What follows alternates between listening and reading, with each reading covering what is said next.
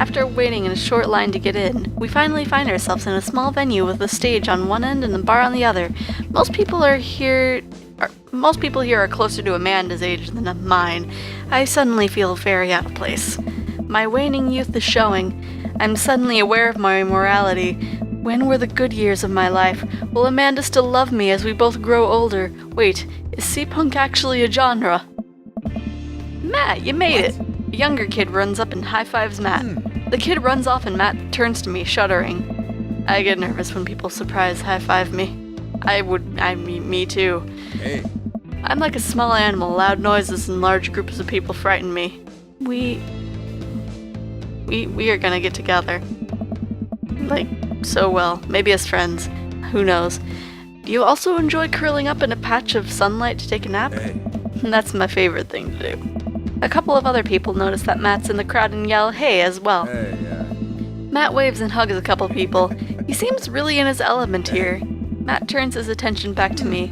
I'm so afraid of all of these people. Oh, let's go grab a beer. Matt and I line up at the bar in the back, where a couple of older concert-goers hang out. A couple more people notice Matt and tip their drinks at him. Seems like you're a popular guy out here. Hey. Oh yeah, I go to a lot of shows. This is a really cool spot. Hey.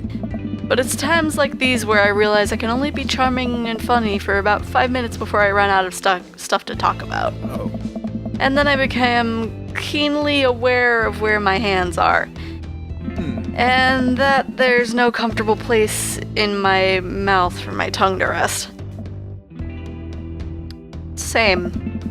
God damn it, where do I put my tongue? Yeah, sounds great. See? Well, I've known you for more than 5 minutes, and I still think you're charming and funny. Just you wait. Oh. We grab our drinks. This scene seems really friendly. I don't know why people wouldn't want to admit they listen to it. Let's check out the merch. Hey. Oh. Matt and I walk over to a small booth in a corner of a room where a crusty-looking teenager guards a selection of shirts and records. He singles me out from across the room and hops up in his chair. Step on up, get your merch here. I got t-shirts, I got tank tops, I got all the gifts and accoutrements a discerning concert-goer of considerable taste might want. You! I gestured to myself, my face flushing red. Yes, you! You look like a fellow who knows their music. How's about a fine 12-inch long-playing vinyl record made and distributed by Pup, Canada's premier punk rock outfit? Tally-ho, good sir. Well, see here, fine shopkeep, your enthusiastic salesmanship has aroused my interest and suspicion in equal parts. How can I, a consumer of finer goods in life, trust your wares to be true of spirit? A fine question from a discerning patron. Okay, Pablo, you can give it a rest. The teen hops off of his chair and takes a seat. Your friend looked lost, so I figured I could give him the old razzle-dazzle. How the hell are you, Matt? Hey. Day by day, my man. They do that thing where they high-five but also turn it into a hug. Hey. Your mom doing better? She's still single. If you want to be my dad, I could make that connect. And have to deal with you every single day? Fair enough. Who's your bud? Hey. That's Xephoria. Thought I'd bring out a concert pal. Pablo leans close to Matt. Is Xephoria cool? Matt eyes me. I eye him back. He cracks a smile. Yeah. Pablo brings me in for a bro hug. My dude! I'm not sure what to say, but give a courtesy 2 pats on the back, as is customary for our society for people who don't know super well, but still want to be friendly too. Oh. Pablo's a total card. Kid plays the hell out of a bass. Yeah, man. When are we starting our witch house band? Hey. You know I'm out of the game. It's a shame. You know, Vacant Veal would have slayed. It'll slay once you start actually making music instead of just printing a bunch of band shirts. We got the sickest logo. While Matt and Pablo talk, I check out the merch. These shirts are really nice. Looks like the open is coming up. Let's get a spot up close. Hey. Matt and I walk over to the stage where a crowd begins to form. The band walks on stage and pick up a variety of strange instruments. Is that a harpsichord? The lead singer addresses the crowd. He has a mandolin slung behind his back. Hey, what's up, everybody? We're Jonathan Jones and the Speakeasy Choir. My name's Daniel. Let's start the show. Oh no, these guys. What? Without time to respond, the band starts playing the most cacophonous noise I've ever... Oh. Man, what an opener. Was this show free? What is this? Matt doesn't say anything, he just hands me earplugs. Thanks! I put the earplugs in and whatever the hell is assaulting my ears gets lost quieter. For a band this bad, they sure do seem to be having fun. I guess that's what really matters. Jesus, did that cellist just break his bow in half? I don't get this. The set seems to go on forever. There's no breaks in the songs, and I don't think one of the band members' jobs is specifically to burn poetry on stage. Oh, I think it is one of their jobs. I turn to Matt and try to start a conversation. So you go to a lot of concerts out here, huh? What? Ask again. So you go to a lot of concerts out here, huh? What?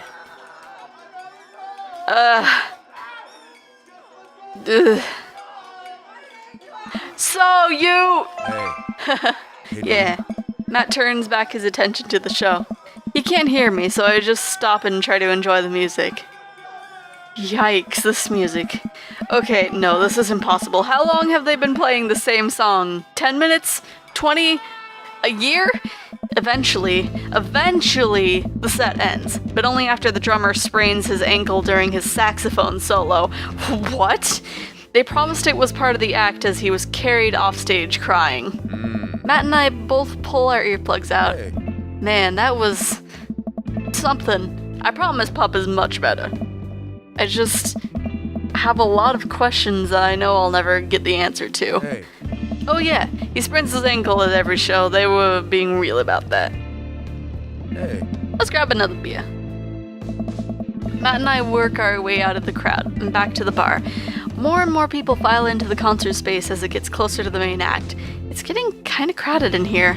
We grab our beers and I try to follow Matt back to our spot, but there are so many people that I'm having a hard time keeping up. As I work my way through the throngs of excited concert goers, I realize I've lost Matt entirely. I stop and look around, seeing nothing but a sea of hip 20-somethings. I am lost. How am I ever gonna find Matt here? Where's the exit? Are there even exits? What if I'm trapped in this building forever? Am I going to see my daughter ever again? What if that terrible band gets back on stage? What if... Suddenly, a hand reaches out back to me. It's Matt. Hey. Or to grab me. Almost lost you, buddy. Whew, I got really nervous for a second there. You and me both, dude. Man, just... This is a relatable environment. He takes my hand and leads me back towards the stage. I can feel myself blushing a little. We finally settle back into our spot and wait for the band to start. Busy place, huh? Yeah, Pup really brings out a crowd. So you go to concerts a lot? Hey. Oh yeah, it's one of my absolute favorite things in the world. I think it's one thing to listen to music and to connect with it, but when you're in a room full of people connecting with the music just the same way that you are, that's magic. I suddenly have the urge to pee. Curse this tiny dad bladder. I've never heard it put that way. That's really beautiful. Also, I have to pee. Hey. Hurry up, man. They're about to go on. I squeeze my way out of the crowd towards the restroom. I really should have gone before I left the house, but Amanda was watching beauty videos in the bathroom. She had an eyeliner wing going halfway across her face, which was actually pretty cool. I'm so proud of her. I make it to the restroom finally, but it's one of those single-person restrooms with a line forming outside of it. As soon as I finish my business, the band starts. Crap. And the people that were initially milling around the venue all crowd up against the stage as Pup plays their first song. How am I ever gonna find Matt now? Oh, is this a minigame? Is this minigame number 2? Oh, everyone's rushing to the main stage to watch Pup play. I'm sure Matt will be up there too. I gotta find him before I get trampled by all these rowdy youths. Man, what am I even wearing? What are those shoes? Find that dad. Find that dad, okay. Oh. Oh no! Oh no! Oh gosh. What the heck? You barely grazed me. This is the part of the game where you should have been hearing a licensed tune. We worked really hard to lock it down for you. We even got permission to whitelist the song for YouTube and Twitch. Ow. But their systems are seriously broken. What a bitch. Oh man. Gosh dang it. So we added the song that you're listening to right now. Don't you think it's better than risking content ID? Probably for the best. To you streamers and let's players, I have one decree. Please check out the band called Pup and their song DVP. I'll try. Oh shit, I'm... DVP. DVP? Okay.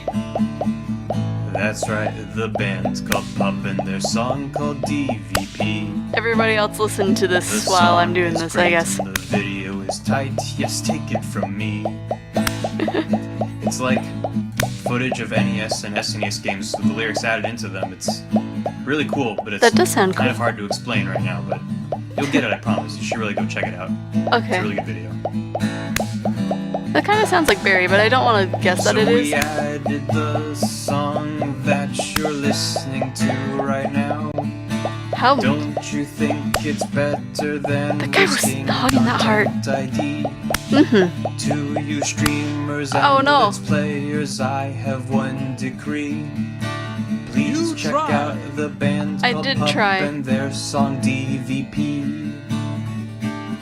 DVP. After searching and searching, I realize it's impossible. I'll never be able to find Matt in the sea of subculture. I guess I'll just camp out here. What is this, the time or place to talk about it? Oh no. Probably not, because I'm trying to read, guy. About getting with dads, no less. I watched Pup set by my God, lonesome... How did we get here? What are we doing? I don't What a know. mess. Out next to a bunch of hip 20-somethings. I can tell they're judging my clothes, and I want so badly to grab them by the shoulders and explain the usefulness of utility pockets, but I try to focus on the concert. Man, I wish Matt were here. The show finally ends, and I wait for Matt outside. After a minute or two, Matt spots me. Hey. Dude, you sure are a sight for sore eyes. Sorry I lost you back Hey. there. It's all good. Well, wasn't it a great show? Totally. Would have been more fun with you, though. Hey. Well, next time I guess we'll just have to hold hands the whole time so we don't lose each other, huh? I laugh. Am I blushing? You hungry? Starving. Hey. Follow me. Man, why don't I, remember to eat? Well, I guess it was a concert, so... Matt and I walk into a tiny little diner with a cute neon sign. We tear into some bacon and eggs in a corner booth. Yeah, sounds great. So there I am in the pit trying to explain to the face tattoo guy that I didn't mean to elbow him in the face tattoo, but he's already seen red. Not from the tattoo, which coincidentally was red. He's lumbering towards me and there's nowhere to go. Hey. It's the end for me, right? Then out of nowhere, I get this idea. I just lean back and spread my arms. And just like that, I'm crowd surfing away from him in slow motion. You should have seen the look on his face. Man, I wish I could have. Was that this show or a previous show? Hey, yeah. Brought him a beer afterwards and we were cool. We still follow each other on social media. He has beautiful kids. Okay, so this was a past concert. Glad you guys worked it out. Hey. Yeah, man. Just goes to show you that punk's not dead. It just drives a minivan and has to hire a babysitter. So, how did you get to see all these amazing concerts? Oh, I used to tour in a band. We were small, but it got us to travel around the States. Whoa. Oh.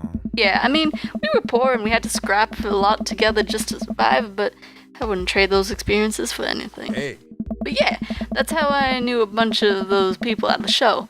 Music like this builds an amazing community, especially in a town like this.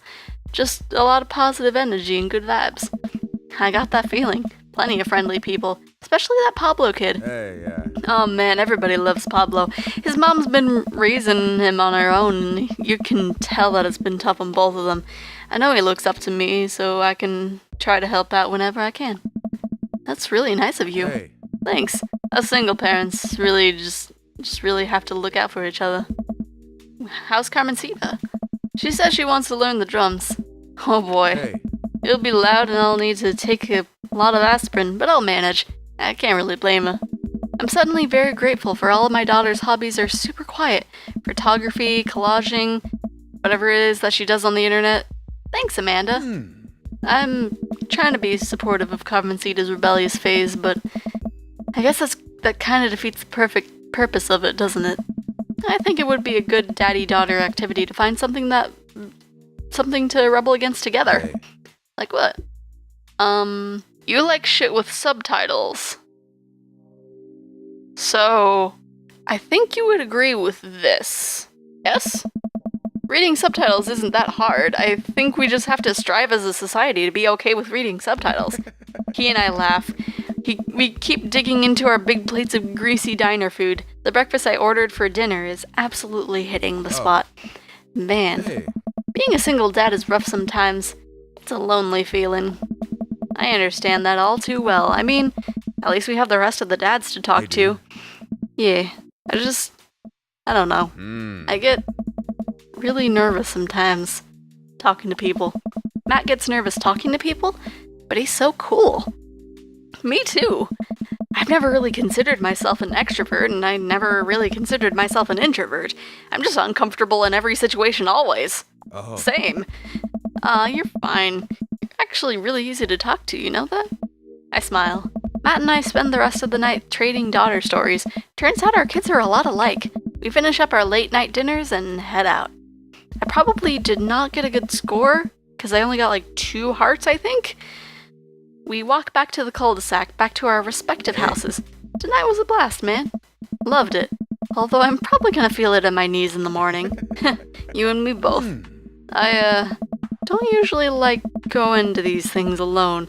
It was really cool to have you there with me. I'm glad. Alright, I'm calling it quits for tonight. Stay cool, man. He called me cool. Matt called me cool! I walk into the house with my heart in my throat. Amanda pops her head out from her room. Hey, Pops. How was the show? Matt thinks I'm cool! You don't say. Amanda Panda. Matt thinks I'm cool! Blind leading the blind, huh? Wow, I just got dunked on by my own child. Unbelievable. Alright, I'm hitting the hay, Pops. I'll see you in the pit. Night, kiddo.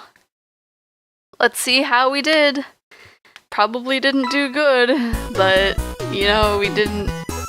Let's see. Ooh, very grungy. Not very much music. That was good. Could've used a trombone, though. Probably. It was probably because I didn't find you. There was probably a whole bunch of other stuff that could have happened if I found you. Well, there's that at least. King of Welcome. carrot flowers. You've got dads. Okay, let's go ahead and finish up Robert. Let's actually save first. Let's go for Damien. 'Cause yeah. We'll do the third date for Robert, and then we'll do the third date for Damien. And maybe date Matt again? I don't know. We'll see how it goes. I had a lot of fun hanging out with Damien the other day. I wonder what he's up to. I open up Dad Book and start writing him a message when Amanda walks in the door. Dad, you got a letter. Oh, is it from Grandma? No, it's from Damien. Whoa, can I see it? Amanda hands me a piece of old parchment folded into an envelope and sealed with purple wax. Man, damn, this dude goes all out. I pry off the seal and unfold the letter. In the most beautiful calligraphy, the letter reads, Dearest Xephoria, I hope you'll find my continued correspondence endearing, rather than trying. One can only hope that my use of a slower, more traditional form of communication will showcase my sincere and earnest sentiment that I greatly enjoyed our time together. I write this hastily under the warm embrace of the excitement, fearful that I may misstep and speak towards something unwelcome. For now, I hope that you might forgive my boldness. I will simply say that your company has greatly occupied my thoughts. While the afternoon may have been derailed by forces unseen, your companionship helped a great deal, not only in the discipline of my child, but in the morale of my spirit, and for that I thank you. That said, Xephoria, if you'll allow me, it would mean the world to me if I could enjoy more of your time. Perhaps a trip to the cinema, followed by a moonlit stroll, would be of your taste. I eagerly await your response. With great respect, D. Bloodmarch. Amanda and I both look up from the letter. Wow, he's good. So, you gonna catch a movie with him? Yeah, I better message him on Dadbook and let him know. Amanda slaps my laptop shut. You have to write him back! A real letter? But my handwriting looks like two toddlers fighting over a crayon. Honestly, same? Dad, you have to! He wrote you a letter! That's so cool! Will you help me? I need to class this up. Father, I was made for this. Here's what you do. Find tickets to a show that you two will like, then enclose them in the letter. Oh, that's classy. Amanda and I hop onto my laptop and peruse showtimes. He doesn't seem to he doesn't seem like a romantic comedy kind of guy. Yes. Oh, here's one. Vampire Crusade 2? Evil Never Dies. I don't know. That sounds kind of stupid. Actually, it's a critically acclaimed exploration into the ennui of existence. It really turns the vampire trope on its head. Well, as long as it's not Twilight. Really?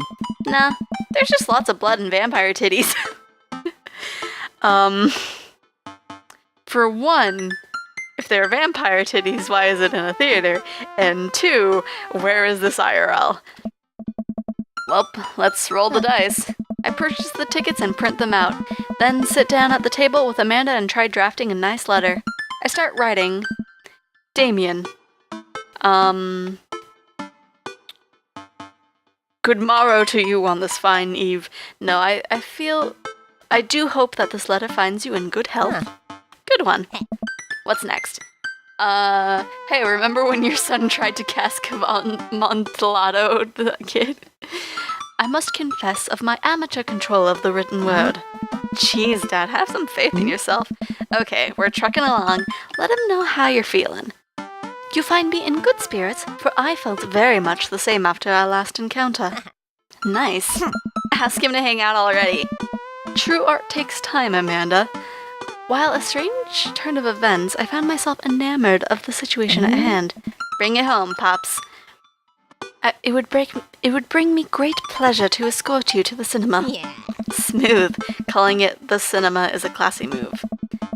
Enclosed, you'll find 2 tickets to Vampire Crusade 2 Evil Never Dies, which I'm sure you will both find titillating and enjoyable.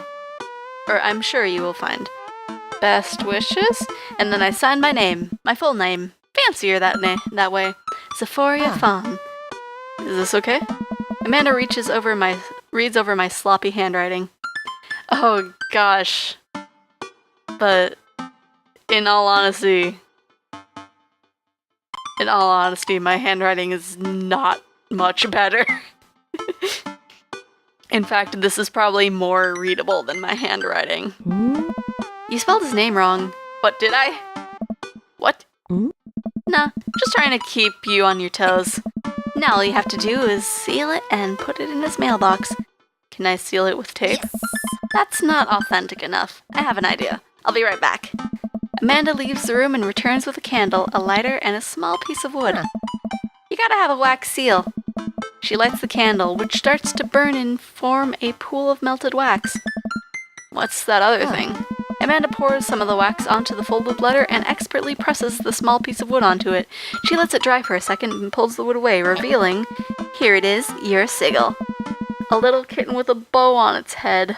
Oh, that is awesome. Scrapbooking stuff always comes in clutch. Well, I guess all there is to do is to deliver it to his doorstep now, huh? Oh, I thought we were getting a carrier pigeon to do it. I already called my guy. I have a pigeon guy. Marcus has the good pigeons.